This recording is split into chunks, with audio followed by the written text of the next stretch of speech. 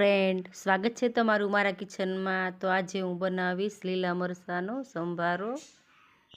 મેં અહીંયા મોટી સાઈઝના આ રીતના મોટા મરચાં આવે તે લીધા છે ને આ મરચાં મોળા આવે છે। તો આને હું હવે રાઉન્ડ શેપમાં જ કટ કરી રહી છું અને તમે તમારી પસંદના કટ કરી અને સંભારો બનાવી શકો છો।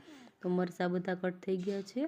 હવે એક કઢાઈમાં 1 ચમચી તેલ ઉમેરીશું અને અડધી ચમચી તેમાં રાઈ ઉમેરીશું અને અડધી ચમચી અજમો ઉમેરીશું।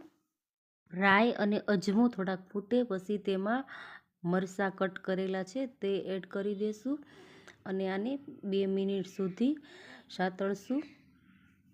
અને હવે તેમાં અડધી ચમચી નમક અને અડધી ચમચી હળદર એડ કરી અને સારી રીતે મિક્સ કરી લેવાનું છે। 2 મિનિટ ઢાંકી અને સડવા દે।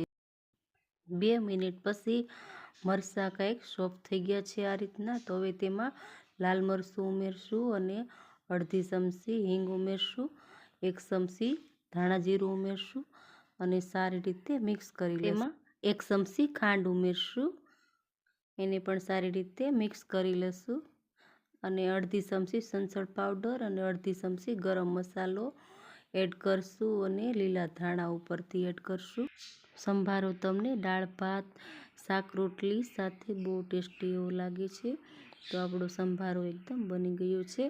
તો આજની રેસીપી તમને કેવી લાગી તે મને કમેન્ટમાં જરૂરથી જણાવજો અને મારા વિડીયોને લાઈક કરજો, શેર કરજો અને સબસ્ક્રાઈબ કરજો।